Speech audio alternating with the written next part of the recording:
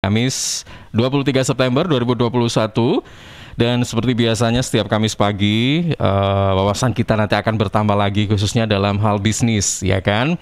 Kita masuk di program Talkshow Bisnis Pagi, cara mempertajam visi. Temanya kita hari ini akan membahas tentang itu, sahabat, ya.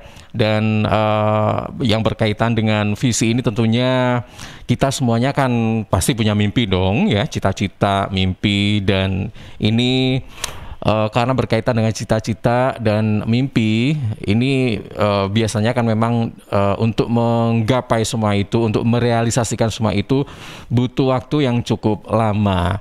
Dan saya yakin pasti di antara kita semuanya pasti punya cita-cita dan mimpi-mimpi yang indah-indah gitu kan. Nah, bagaimana cara untuk mewujudkan itu? Tentunya yang diperlukan juga satu di antaranya adalah bagaimana kita membentuk visi, ya, selain misi juga sih. Tapi untuk saat ini kita membicarakan tentang visi. Nah, nanti kita akan mengupas cara mempertajam visi ini bersama dengan Coach Humphrey Rusli dari Bara Coaching Indonesia. Dan sahabat, terima kasih juga untuk Anda yang saat ini bergabung dan masih terus mengikuti program ini, yakni sahabat-sahabat yang ada di Nganjuk, kemudian Trenggalek dan Tulungagung, karena program ini juga disiarkan secara serentak di 3 LPPL di wilayah tersebut, yaitu RGR Tulungagung, Ersal Nganjuk, dan Praja Angkasa Trenggalek.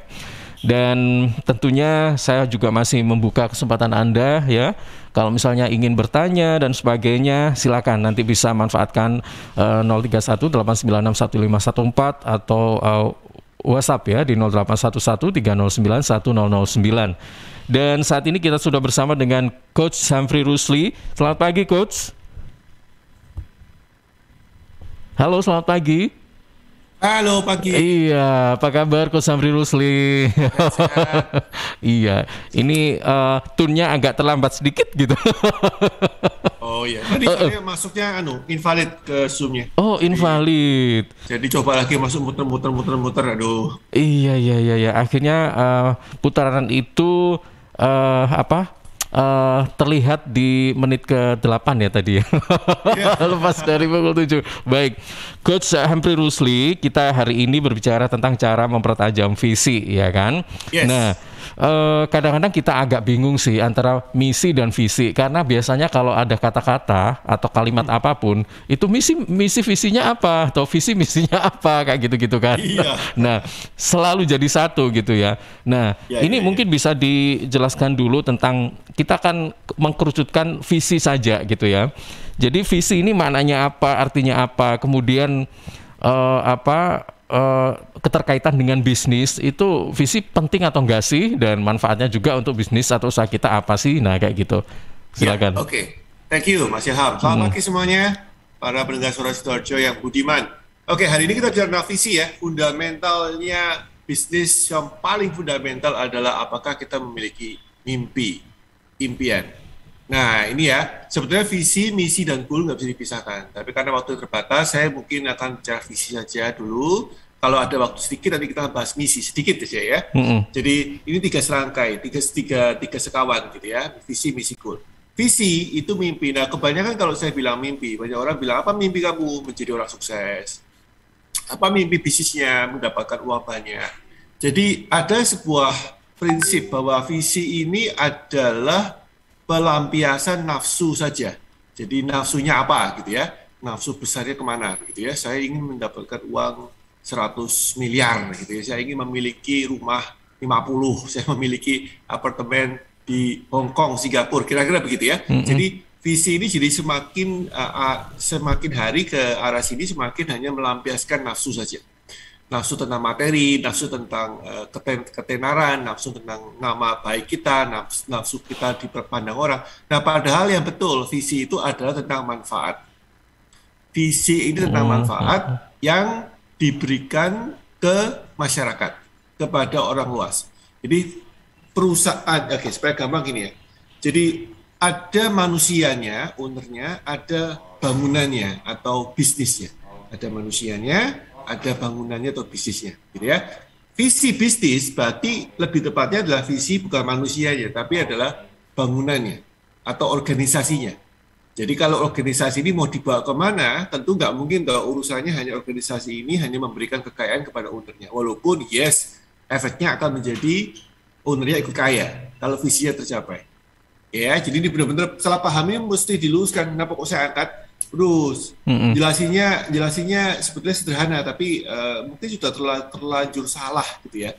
Jadi visi itu selalu luapan emosi, luapan nafsu ya.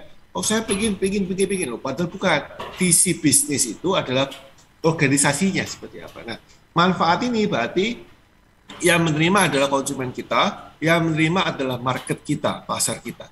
Apa visi bisnis kita? Nah, biasanya contohnya adalah yang benar ya, yang benar yang berkiblat ke arah memberi manfaat. Visi perusahaan saya adalah memberikan. Nah, kalau dicatat ya, kata-kata pertamanya adalah memberikan atau menjadi, ya, becoming atau giving, ya, itu becoming menjadi perusahaannya, ingat bukan manusianya tapi bangunannya, organisasinya menjadi perusahaan yang memberi, digabung, atau menjadi perusahaan yang pertama kali apa, ya, misalkan kalau kita di bidang teknologi, ini paling gampang menjelaskannya visi ya. Jadi perusahaan pertama yang menggunakan sistem XYZ untuk memberikan ABC ke market. Menjadi perusahaan pertama yang memiliki sistem XYZ dan memberikan manfaat ABC ke pasar. Saya tahu bahwa semakin banyak outlet saya, misalkan saya perusahaan yang bergerak di bidang franchising, yang difranchisingkan, maka semakin banyak masyarakat terbantu. Maka visinya adalah jumlah outlet. Misalkan membuat 500 outlet untuk Indonesia. Itu visi. Jadi sebetulnya kalau kita melihat manfaat daripada visi itu selalu memberikan rasa gembira kepada ownernya, karena Anda memberikan manfaat, tapi sekaligus juga takut. Apa iso ya? Apa bisa ya? Gitu kan? Ini perusahaan yang memberikan manfaat ke banyak orang, dan saya sebagai komando nahkodanya yang paling tinggi adalah yang bertanggung jawab mewujudkan itu. Jadi ini sebetulnya kayak semacam challenge, tantangan kepada si ownernya untuk mewujudkan misi bisnisnya. Jadi bukan bisnisnya yang disuruh untuk mewujudkan keinginan nafsu ownernya. Itu ya, bisa paham ya. Jadi kadang-kadang kebalik. Nah, jadi owner yang punya visi tentang bisnisnya, menjadi perusahaan yang memiliki sekian untuk kepentingan apa? Itu, Mas Ilham. Nah, kesulitannya ini yang pertama ya. Jadi kita paham bahwa yang namanya visi itu adalah tentang organisasinya, bukan tentang ownernya, bukan tentang family-nya. Yang pertama. Yang kedua, kadang-kadang visi ini terlalu generik. Ini tantangan yang kedua atau kesulitan yang kedua. Terlalu generik, terlalu copy paste, gitu ya. Menjadi, betul. Kan tadi aku bilang menjadi, memberi, yes. Menjadi perusahaan yang membawa berkat untuk orang banyak. Walaupun sudah benar, tapi ini menjadi rancu karena tidak menimbulkan kesannya challenging. Sekarang saya bilang, kalau menjadi perusahaan yang membawa berkat atau barokah untuk banyak orang, untuk umat gitu ya, maka sebetulnya pertanyaannya, barokahnya levelnya seberapa besar? Nah, kita sekarang masuk ke tahap kedua. Challenge kedua adalah kita harus tahu persis skala daripada visi kita itu impact-nya seberapa luas. Nah, kebanyakan orang main safe itu main aman, dibilang salah juga enggak, ya, dibilang salah juga enggak, tetapi ini tidak menggairahkan atau tidak menimbulkan kesan wow dan tidak membuat kesan cemas, ya, cemas dan nikmat untuk membaca visi dan takut harus ada bersamaan. Jadi dua rasa itu ya, happy, tertantang, takut, itu harus ada di dalam visi. Nah, kalau sudah menjadi perusahaan memberi XYZ itu sudah benar, maka kita harus memberikan skala impact-nya. Kalau kita hanya bilang memberikan berkat menjadi berkat, memberikan pelayanan yang terbaik di kelasnya, memberikan servis yang memuaskan, kira-kira gitu ya, itu template, sangat template sekali. betul secara rule pertama, kurang tepat untuk rule kedua, di mana impact-nya nggak jelas. Jauh lebih baik kita memberikan sebuah angka, ya, atau memberikan sebuah geografi area, menjadi pelayan atau memberikan pelayanan terbaik di kelas apa? Pelayanan terbaik seperti apa? Memberikan pelayanan terbaik untuk 1 juta konsumen di Indonesia sebelum tahun 2030. Lah, itu visi yang Jos Marco Jos. Kalau dibaca kan orang lihat, misalkan kita jualan tahu tempe gerobak franchise gitu ya, melayani konsumen dengan tahu tempe yang terbaik ya untuk 1 juta konsumen atau 1 juta outlet sebelum tahun 2030. Itu kalau dibaca jelas-jelas impact-nya luas sekali, berapa banyak orang yang kita bisa pekerjakan, berapa banyak konsumen yang menikmati kita, berapa banyak ekstra income masyarakat sekitar karena kita ada di ekonomi itu, dan ada tahunnya juga sebelum tahun 2030, berarti 39 tahun lagi kurang. Ya, posisinya pada saat kita menceritakan visi seperti itu, maka ownernya sudah memiliki tekad, komitmen, itikat bahwa dia akan menyelesaikan ini sebelum tahun 2030, mendapatkan menjadikan perusahaannya berkembang menjadi 1 juta outlet. Ini omongannya kan sekenanya saya, cuma memberikan gambaran bahwa visi itu sebetulnya tidak bisa cuma sekedar menjadi perusahaan yang memberikan pelayanan terbaik di kelasnya. Waduh, itu nggak jelas, tidak jelas. Bahkan kalau tadi saya bilang bisa diberitahu lagi kan, kualitasnya seperti apa? Nah, biasanya kualitasnya adalah ada hubungan dengan misalkan menjadi perusahaan kedai atau kios tahu tempe gorengan 1 juta dengan ISO misalkan 2000 berapa, 1000 berapa ya, dan sertifikat halal untuk 1 juta outlet sebelum tahun 2030. Menjadi bagian dari visi itu atau ownernya itu menjadi masuk ke bagian dari visi itu, bukan visinya yang dimasukkan ke pikirannya owner, tapi ownernya yang ditenggelamkan ke dalam visi. Oke, baik. Coach Humphrey, usaha ini kan beda-beda ya, ada skala kecil, menengah dan besar. Apakah memang dalam usaha kecil pun kita sebut misalnya home industry lah begitu, apakah memang harus atau wajib punya visi ini gitu? Jadi kita seakan-akan seperti visi ini seperti yang usaha-usaha gede kayak gitu-gitu saja kan, padahal usaha kecil pun kalau memang dibutuhkan ya memang ya harus gitu loh. Tapi memang apakah betul harus punya, dan apakah perusahaan atau usaha atau apapun itu untuk menggapai visi itu, bagaimana ini caranya? Apakah memang ada perbedaan untuk yang kecil ya mungkin karena terlalu sederhana, simple, harus begini-begini dulu. Tapi kalau yang gede tentunya mungkin akan lebih rumit dan sebagainya. Bagaimana ini? Oke. So kita mulai dengan yang paling basic dulu, yaitu tentang value ya. Jadi manusia itu selalu membuat visi berdasarkan keyakinan akan value atau nilai tambah. Kalau saya punya produk itu buruk secara value, menipu konsumen, kualitasnya di bawah rata-rata, tentu saya tidak bisa membuat visi, karena secara manusiawi kita akan bertolak belakang dengan manfaat yang kita berikan melalui visi itu. Lawang barangnya bosok kok, visi apa? Gitu kan? Lawang kita memang nipu konsumen kok, lah visinya apa? Kan sejajarnya orang nggak mungkin punya visi, saya akan menipu 100 juta orang sebelum tahun 2030, kan nggak mungkin lah Mas. Kan aneh tuh, kecuali sakit jiwa ya, kecuali orangnya sakit jiwa. Nah, jadi untuk menjadi pengusaha yang besar, kita harus mulai yang dari paling nano. Ini di bawahnya mikro ya. Nano bisnis. Saya bilang namanya nano bisnis. Itu berarti kita memiliki sebuah value yang kita yakini. Dalam satu satuan produk yang saya katakan, di depan saya ada mouse gitu ya. Ya, ketikus ya bahasa Indonesia. Katakanlah saya jualan mouse ini ya, toko elektronik, toko hardware, gadget. Saya jualan mouse, saya tahu bahwa di dalam satu mouse ini ada unsur value kebaikan apa. Saya yakin dengan value itu, maka saya harus kembangin value itu karena saya mau memberikan manfaat. Jadi asal muasalnya dari value ini, Mas.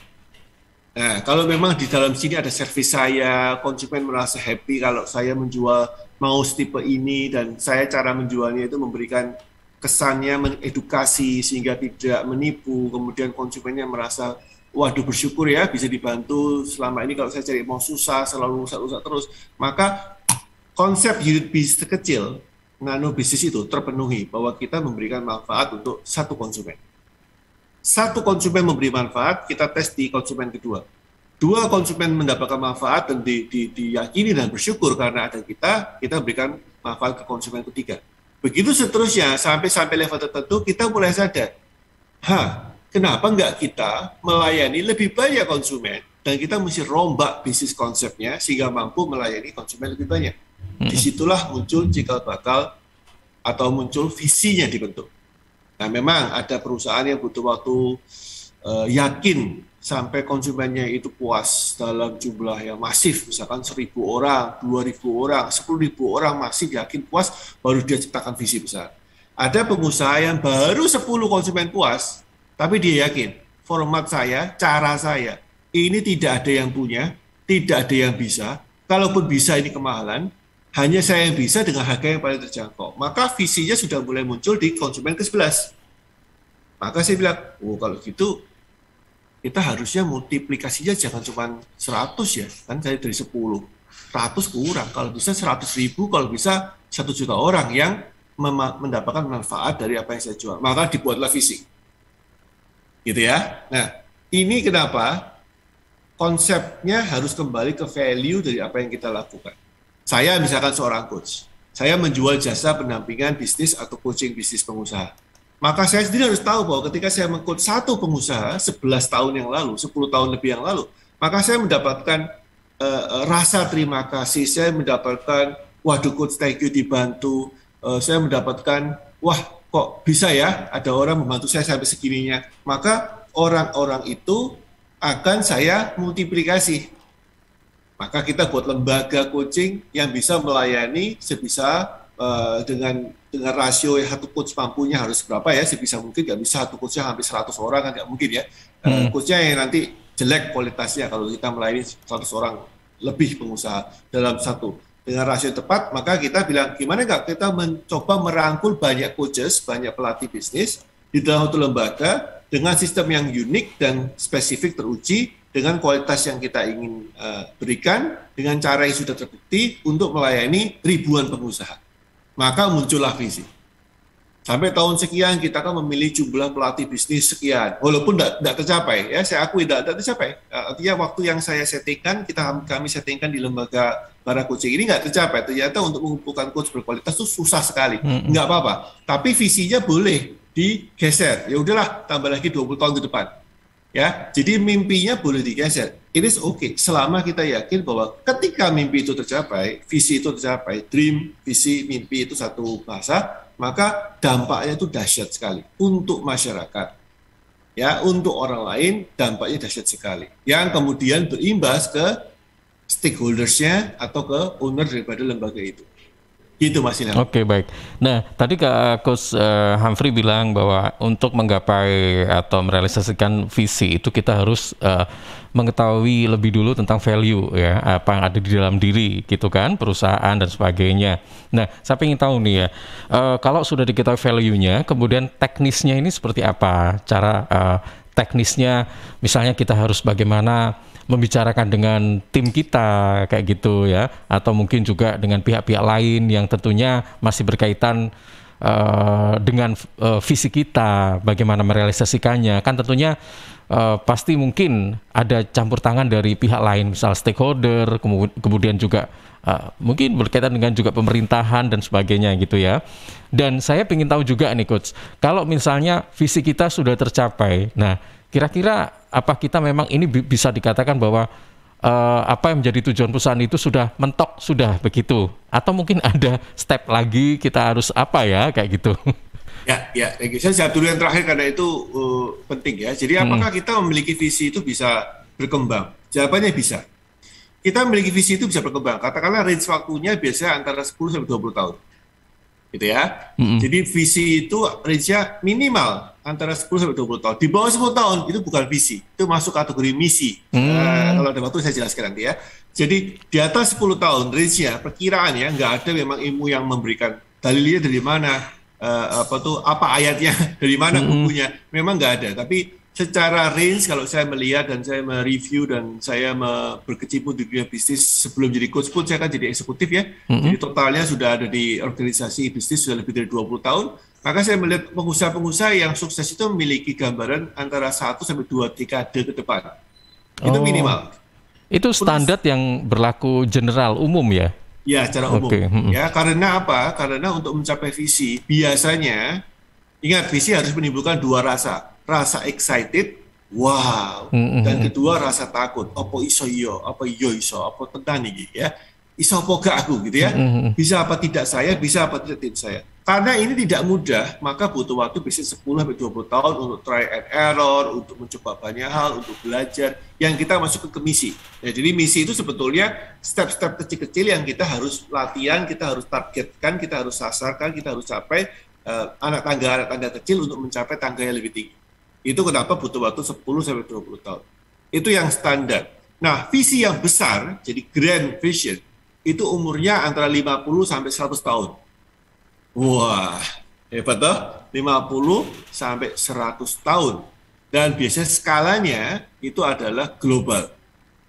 Jadi perusahaan global di lebih dari 3 benua, 50 negara, dan melayani kurang lebih berapa? 25 juta, 100 juta pelanggan, kira-kira begitu ya. Nah, itu berarti visi global. Itu tercapainya antara 50 sampai 100 tahun. Jadi, boleh dikatakan coach kan sudah metong duluan ya, udah mati duluan ya bikin visi.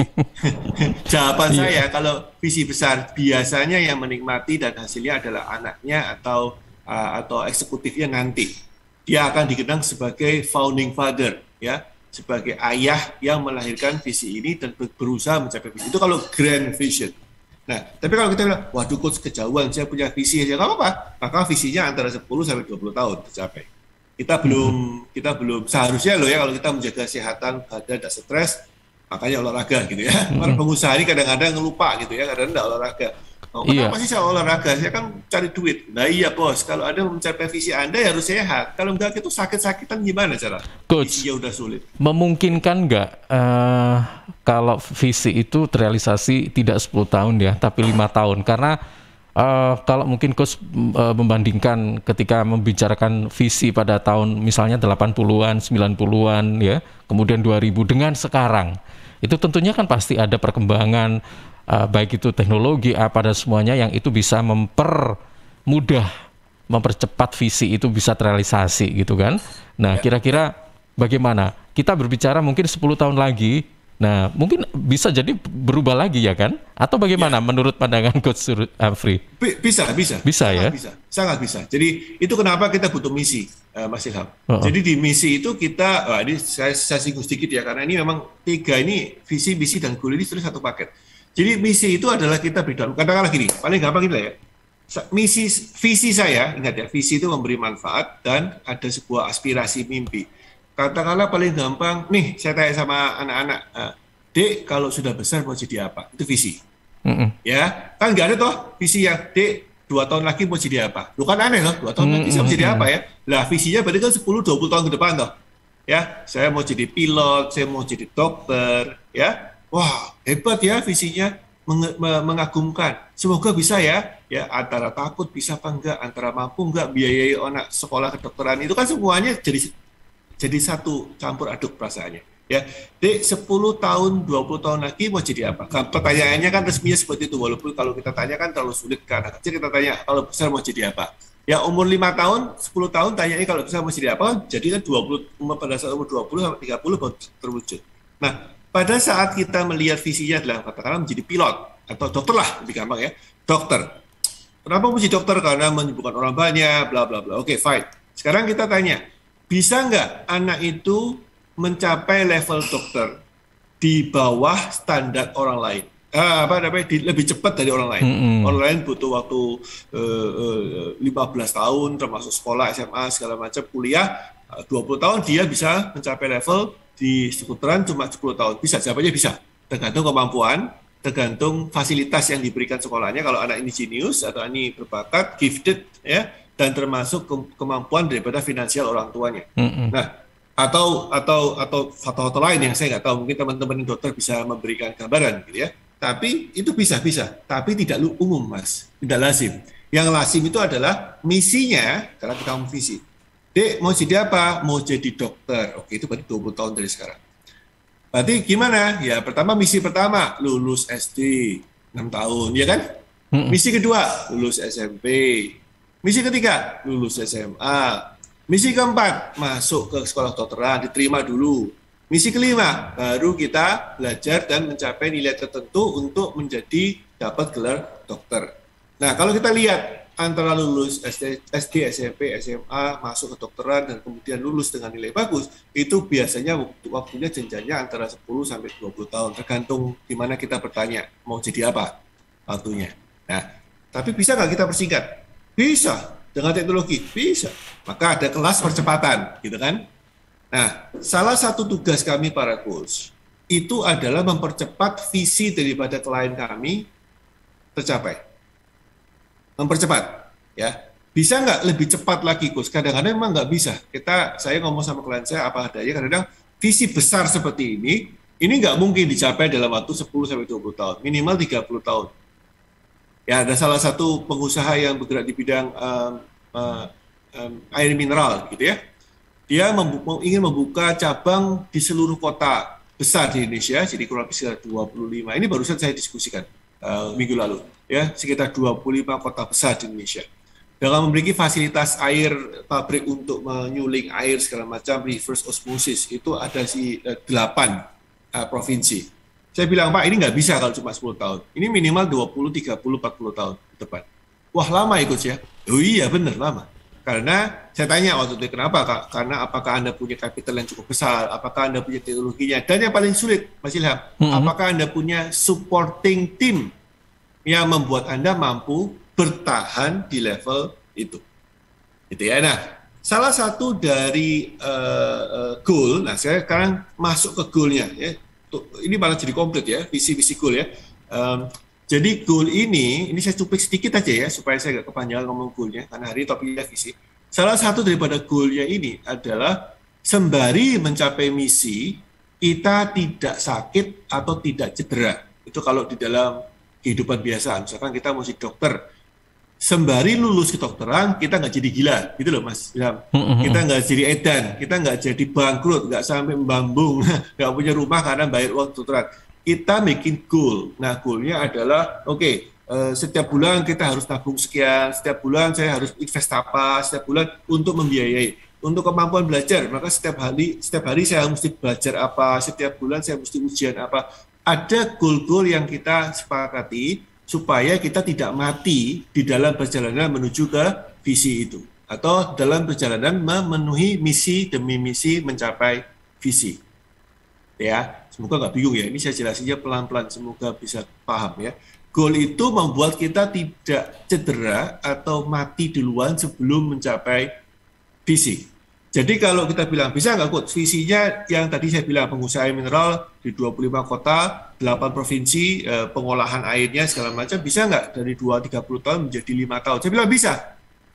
Tapi risikonya besar banget, maka goal pertamanya kita adalah merekrut massal. Kemudian goal keduanya adalah kita hutang harus minimal 500 miliar, kayak itu.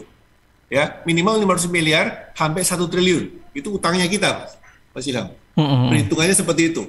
Saya bilang, kalau utang ini langsung dijejalkan, kalaupun ada yang memberi hutang, kalaupun ada lembaga yang memberikan hutang pinjaman, berapa bunga yang kita mesti bayar? Berapa risiko yang kita mesti hadapi? Kalau salah hitung satu saja, nggak tercapai visinya, Mas, karena goalnya sangat ekstrim. Nah, di goal ini kita breakdown supaya sembari maju, kita tidak jatuh. Kalaupun jatuh, tidak lecet, tidak patah, hanya lecet. Bisa paham Mas Ilham ya? Jadi manusia itu merasa, oh ya gitu, this is doable. Ini bisa dilakukan dengan seaman mungkin. Nah, karena itu goal udah smart goal ya, specific, measurable, terus nanti jadi panjang. Tapi intinya kita punya goal itu supaya sambil maju, cari ilmunya supaya maju, cari disiplinnya, cari komitmennya untuk maju. Kalaupun kita keliru, tidak meninggal, tidak fatal, ya, meninggal bisnisnya maksudnya atau meninggal ownernya, bisa tambah-tambah mati 2 kali ya, mati 2-2 gitu ya. Tidak fatal, tapi kita bisa maju. Nah, kalau kita bilang, gitu saya tidak punya visi aja lah, yang penting main aman. Ini juga masalah. Kembali ke hakikatnya kita, bisnis itu kalau tidak ada visinya, biasanya tidak maju. Mungkin maju tapi pelan sekali, karena nggak ada driving, nggak ada trajektorinya. Kita main aman. Kalau kita mau agresif, pakai visi, tapi visinya dipersingkat menjadi cuma 5 tahun, hati-hati, biasanya kita akan kecantol atau kena masalah di goal ya. Goalnya akan membuat kita sadar ketika membuat, ini sangat berisiko sekali. Akhirnya bisnisnya jadi kayak setengah gambling, Mas Ilham. Judi nih, saya mau kelihatan langsung cepat besar. Nah ingat, maka ini sudah bergeser ke arah pemenuhan nafsu daripada ownernya. Kalau kita mau bilang, market kita sabar kok menunggu kita memberi manfaat. Pasar kita sabar kok. Bahkan pasar kita tidak mengejar kok. Kita aja yang merasa harus duluan, harus hebat. Kalau nggak ada keduluan, which is betul. Tapi pasar kita sebetulnya nggak akan kemana-mana kok. Ya, ini kemarin saya baca ada satu konten menarik di Instagram, gitu ya. Coach, ini pertanyaannya. Coach saya ini jadi Instagram seorang coach teman saya dan dia membahasakan ada kliennya tanya, Coach, selama pandemi klien saya atau konsumen saya hilang. Yes. Tapi network dan relasinya nggak hilang loh. Oh iya. Coach, selama pandemi ini market saya hilang. Yes, tapi kolaborasi nggak hilang loh. Oh manusianya iya. Manusianya kan nggak lenyap. Iya. Kalau bilang, iya dah. Aduh, saya kehilangan klien. Loh, manusianya kan kecuali meninggal loh ya. Konsumen katakan si ibu A atau bapak B itu sudah nggak jadi klien saya. Tapi orangnya kan masih ada. Jadi pasarnya masih ada, nggak hilang. Networknya masih ada. Oh iya ya. Nah, jadi pasar manusia itu tidak mudah lenyap. Tidak bisa lenyap. Dia sabar menunggu kita berevolusi menjadi sebuah kupu-kupu yang cantik gitu ya. Nah, tinggal kitanya mau nggak memiliki visi jadi kupu-kupu yang cantik dengan segala macam risiko yang kita mesti handle dan kita kontrol di goal-nya. Jadi goal itu adalah command center kita. Jadi kalau kita punya di kota-kota besar ada command center ya. Kontrolnya, maka goal itu adalah command centernya, visi itu adalah tujuannya kita, misi itu adalah anak tangga yang kita harus lampaui. Nah, command centernya itu harus pepek, harus benar di goalnya itu sehingga mencapai visinya. Oke, baik, Coach. Kita nanti akan lanjutkan kembali ya obrolan kita pagi hari ini tentang visi. Sekali lagi saya jadi membayangkan ketika kupu-kupu cantik itu terbang gitu kan, kelihatan indah dan sebagainya. Nah, untuk mewujudkan itu tentunya harus sabar ya. Tadi waktu yang ditentukan itu ya untuk saat inilah 10 tahun. Memang harus begitu. Ibaratnya kita kalau kupu-kupu itu kan harus jadi kepompong dulu ya kan. Dan untuk menjadi sebuah kupu-kupu yang indah tentunya dibutuhkan kesabaran ya. Mungkin juga ada faktor-faktor di luar sana, angin dan sebagainya, cuaca bisa jadi mungkin ini mempengaruhi. Pemangsa, predator. Oh iya, nah betul. Nah kayak gitu ya kan. Baik. Nanti kita akan lanjutkan kembali. Anda yang ingin bertanya silakan ya. Sembari kami tunggu pertanyaan Anda. Kita akan simak beberapa spot berikut ini.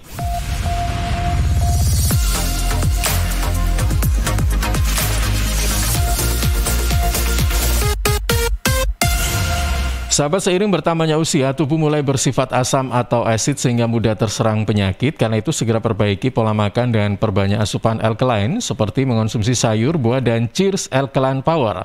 Cheers Alkaline, air minum kesehatan dengan pH tinggi 8,5 yang setara dengan sayur dan buah serta punya 6 manfaat, yakni meningkatkan metabolisme dan daya tahan tubuh terhadap virus, menjadi antioksidan alami pencegah kanker, menjaga kekuatan tulang dan gigi, membantu penyerapan mineral lebih efektif, membantu hati dan ginjal membuang racun dari tubuh, serta mencegah sakit ma. Info lengkap Cheers hubungi Sutrisno 0821 4225 6646 0821 4225 6646. Cheers, healthy drinking water.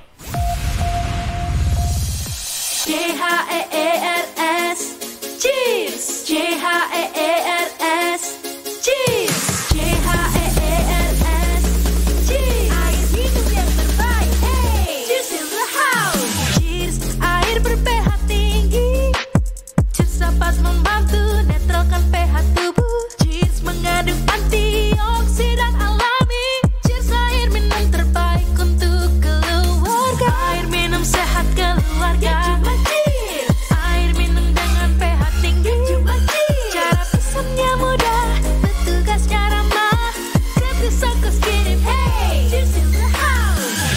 Untuk pemesanan via WhatsApp di nomor 087777243377. Gratis ongkos kirim. Cheers in the house. Untuk wilayah Sidoarjo dan sekitarnya bisa menghubungi Depo Candi di 0821 4225 6646 0821 4225 6646. Rokok opo iki lho, kok putihan? Ya rokok empok, ya murah, ya akeh. Rokok ilegal ki. Masa rokok ilegal iki? Yo ki. Lah awakmu kok roh nek iki rokok ilegal? Rokok ilegal iki gak nek pita cukene. Samen paling roe bandrol kuwi lho. Rokoke kudu enek merek karo nama perusahaane sing terdaftar ndek bea cukai. Lokasi pembuatane ndek kene ya gak enek. Terus ndek kene rokok ilegal gak enek gambar karo peringatane teko pemerintah. Berarti rokok ilegal gak resmi no? Aduh ya mesti to Le Mul. Rokok ilegal iki merugikan negara. Mergo ora bayar cukai sing digembangun negara. Walah tutu, sepenting wong-wong gak roh. Loh, gak iso Le iki.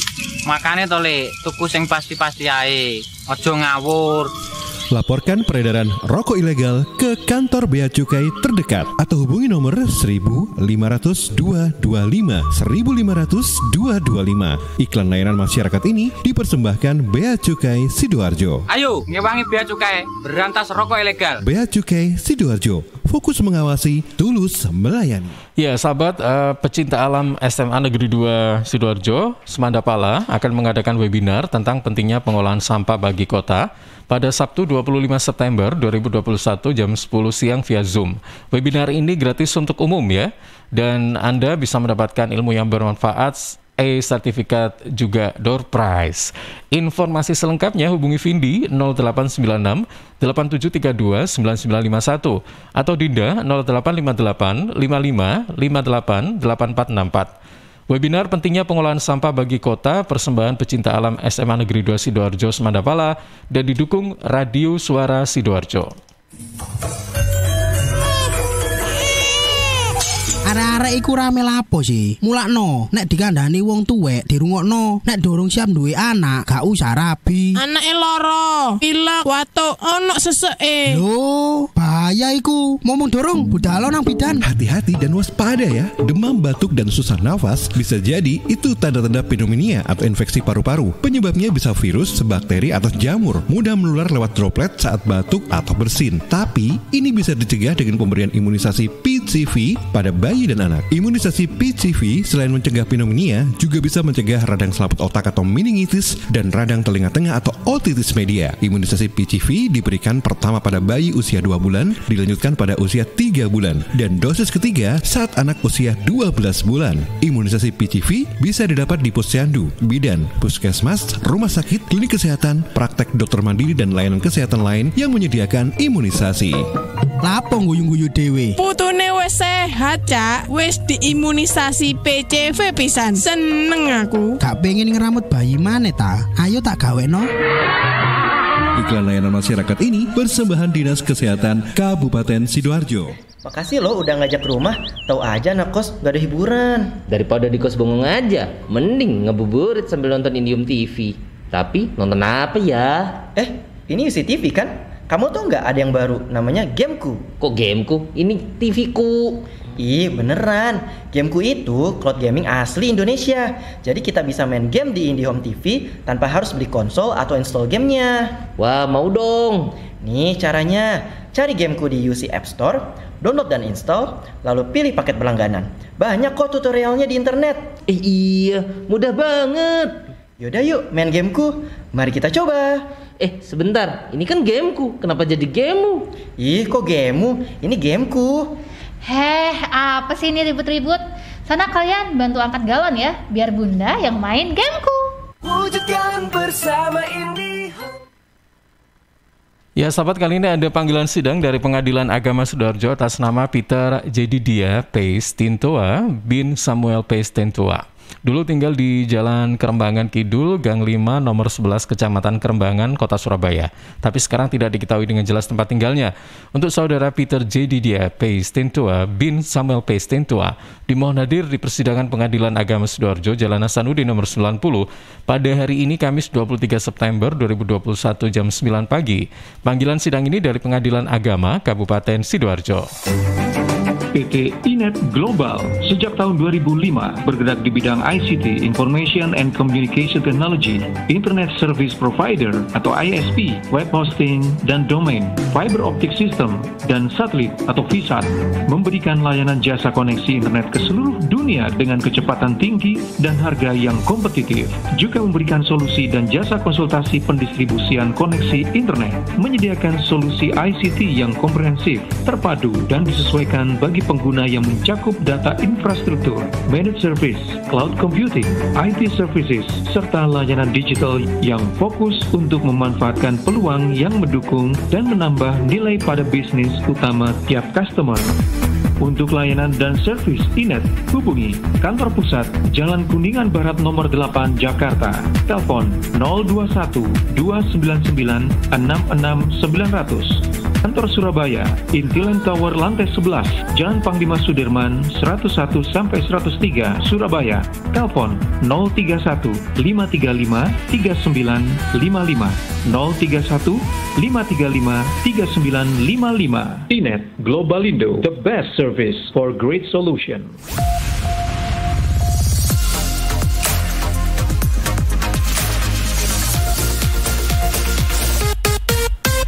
Ya sahabat, kita kembali di kesempatan pagi hari ini bersama dengan Coach Samfri Rusli dalam cara mempertajam visi, tema kita yang kita bincangkan pada pagi hari ini. Dan Coach Samfri, ini sudah ada beberapa pertanyaan, langsung saja ya, karena memang waktunya tinggal 11 menit lagi.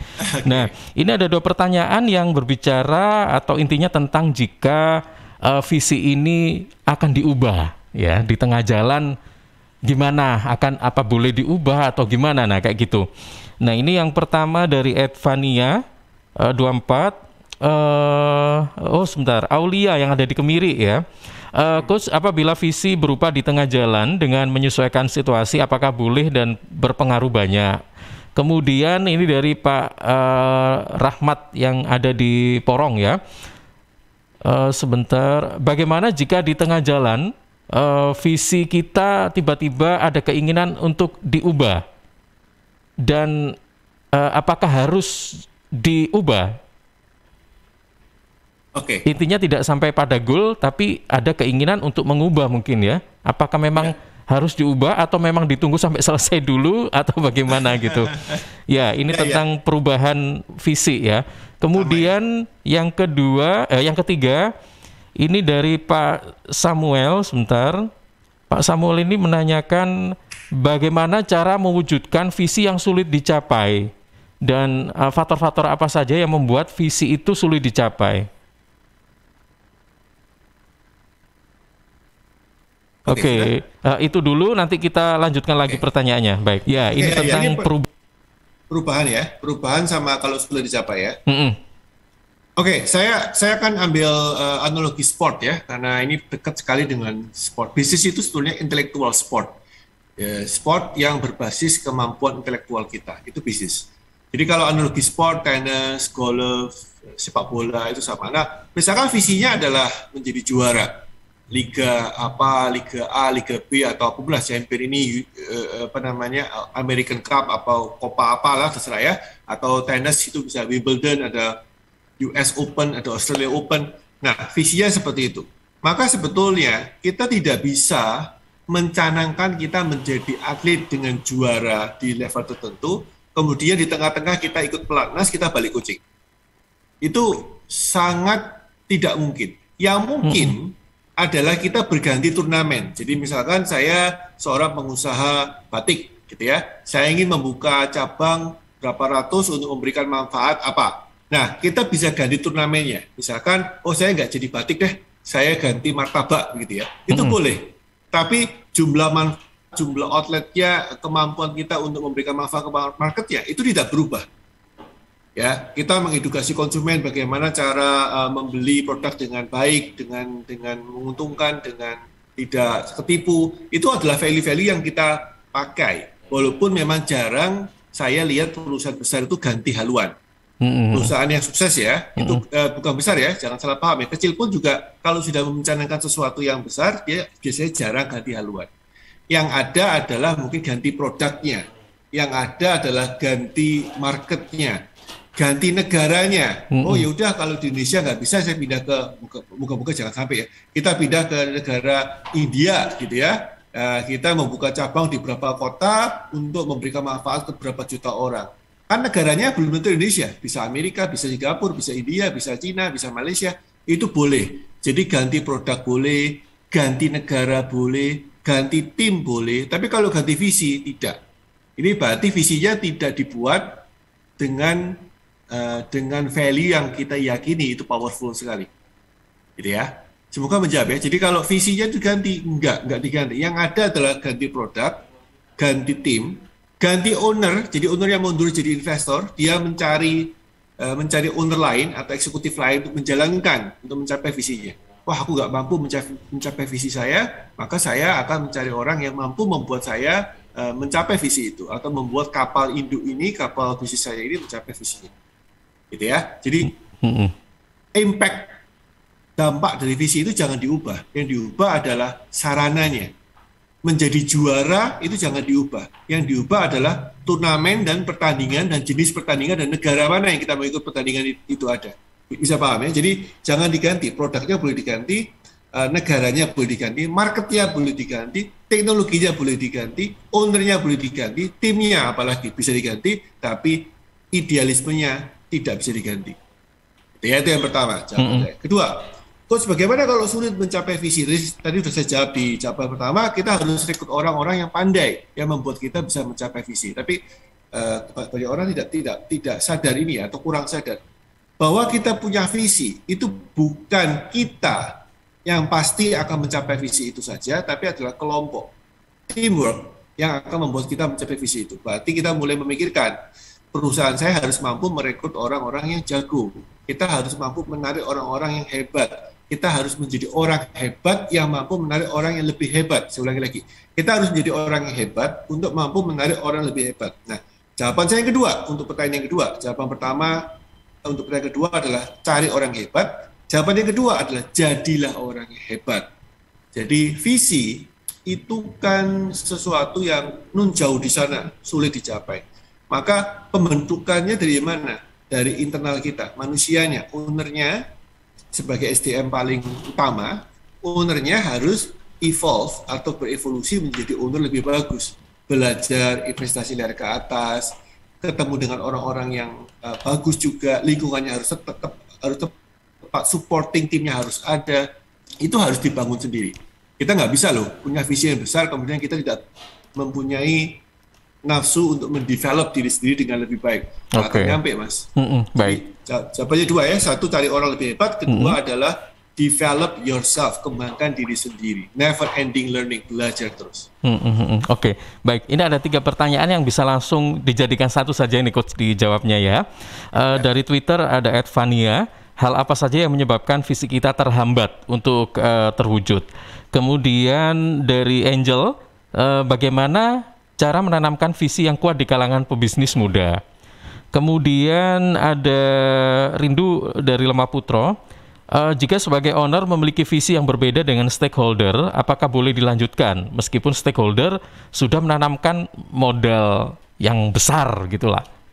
Itu Coach, silakan. Oke, ini sebenarnya jawabnya beda-beda ya. Jadi saya akan jawab terakhir dulu. Stakeholders itu biasanya dia tidak, tergantung kondisinya. Kan banyak orang yang hanya invest uangnya saja, tapi dia tidak peduli dengan perusahaannya mau dibawa kemana. Ada orang yang invest uangnya dan dia peduli dengan perusahaan gimana.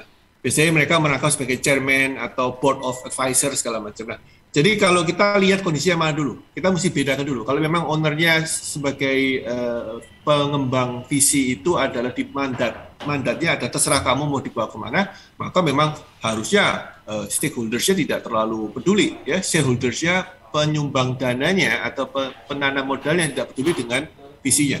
Dia peduli tapi dia bilang terserah kamu lah. Ya, tapi kalau ternyata penanam modalnya peduli, ya harus disepakati. Nggak bisa kalau sampai geger seperti itu ya nggak jadi nanti. Gitu ya. Oke, terus kemudian pertanyaan 2 yang lain bisa saya gabung. Jadi apa yang menghambat visi itu tercapai? Ada 3. Satu adalah lack of intellectual. Jadi tidak memiliki intelektual yang tepat, kita nggak mau berkembang dengan bagus.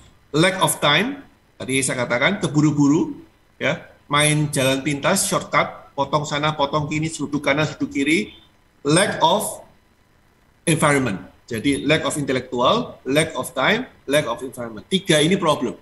Ya, salah bergaul, tidak punya time frame yang jelas, tidak mau belajar. 3 ini adalah penyebab visi tidak berhasil. Terus yang kedua apa Mas? Tanyanya? Tentang bagaimana mengkomunikasikan tentang visi pada kalangan pebisnis muda. Mungkin ada bedanya atau sama aja atau gimana sih? Sebetulnya sama dengan sama ya. Sama ya. Jadi ajak mereka untuk ketemu, ajak mereka untuk menuliskan. Visi ditulis ya by the way. Ya ini penting ya. Visi harus ditulis, bukan diangan-angan terus dibatin. Ditulis, dideklarasikan ya. Jadi kalau kita tidak mau mendeklarasikan berarti kita belum punya visi, nggak berani kita. Harus berani karena itu menanggung risiko. Ya. Janji itu kan doa kalau kita sudah berjanji itu kan sebetulnya kan didengar sama malaikat gitu. Harus dipenuhi gitu ya. Iya, utang yang tertunda ya. Iya, betul ya. Betul. Oke, nah ini dengar-dengar katanya ada kelas yang juga nanti akan membicarakan visi juga ini, Coach. Betul atau enggak sih? Benar. Jadi kita karena memang ini topik yang sangat banyak orang tanya dan tidak paham kemudian bingung, maka kita mengadakan kelas, tapi kelasnya nggak serius terlalu kayak seperti sekolah kuliah, kelasnya seperti bermain, jadi bermain dengan rekan saya, Coach Syahina, ini spesialis banget ya, ini corporate coach ya, dia spesialis membentuk corporate besar, visinya itu dibentuk sama dia, tapi untuk pengusaha-pengusaha yang baru awal, baru newbie, boleh mendaftar dengan cara belajar sambil bermain sambil memetaja visi. Jadi ada permainannya nanti, visual segala macam. It's gonna be fun ya. Tapi ini per perusahaan ya, bukan per orang. Jadi per perusahaan nanti bisa membawa orang sampai maksimum 3 orang per perusahaan.